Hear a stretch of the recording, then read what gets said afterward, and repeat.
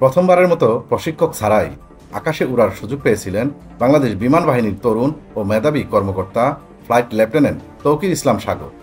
এটাই ছিল তার জীবনের প্রথম সোলো ফ্লাইট, যার জন্য গোটা গ্রাম ছিল আনন্দে আত্মহারা। আত্মীয় স্বজন, প্রতিবেশী সবাই যেন গর্বে বুক ফুলিয়ে বলেছিলেন, সাগর এখন আকাশে উড়ে বেড়ায়। কিন্তু কে জানতো এই আনন্দের মুহূর্তেই এত দ্রুত কান্নায় রূপ নেবে। সোমবার দুপুর 1:06 আকাশে উড়াল দেন তৌকির।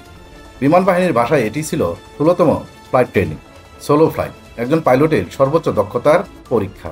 এই ফ্লাইটে কোনো প্রশিক্ষক থাকেন না, পাইলটকে একাই নিয়ন্ত্রণ করতে হয় যুদ্ধ বিমান। তৌকিরও নিয়েছিলেন সেই চ্যালেঞ্জ। শুরুতেই সবকিছু ঠিকঠাক চলছিল।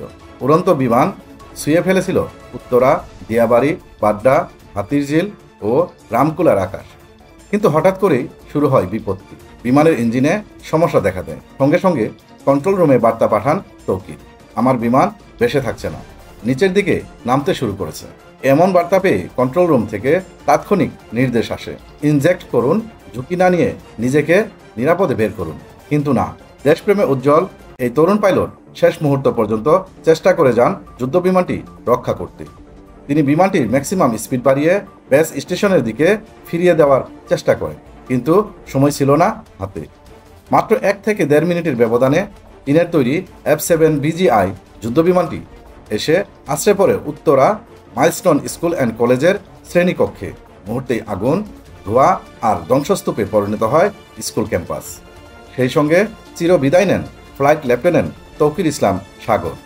তথ্য অনুযায়ী এটি ছিল সাগরের জীবনের প্রথম একক ফ্লাইট, যার জন্য তিনি বছরের পর বছর কঠোর প্রশিক্ষণ নিয়েছেন। যদি সফল হতেন, এই দিনটি হতো তার জীবনের সবচেয়ে গর্বময় স্মৃতি। কিন্তু ভাগ্যের নির্মম পরিহার, এই দিনটি হয়ে উঠল তার জীবনের শেষ দিন। বাংলাদেশ হারালো এক প্রতিশ্রুতিশীল বিমান যোদ্ধা, আর দেশের আকাশপথে লেখা হলো আরও এক করুণ অধ্যায়ের নাম, তৌকির ইসলাম সাগর। এই মর্মান্তিক ঘটনায় পুরো দেশ শোকাহত। সামাজিক যোগাযোগ মাধ্যম থেকে শুরু করে সামরিক মহল, সবার হৃদয়ে এখন শুধু একটাই নাম, একটাই প্রশ্ন, আরও কি করা যেত না তাকে বাঁচাতে?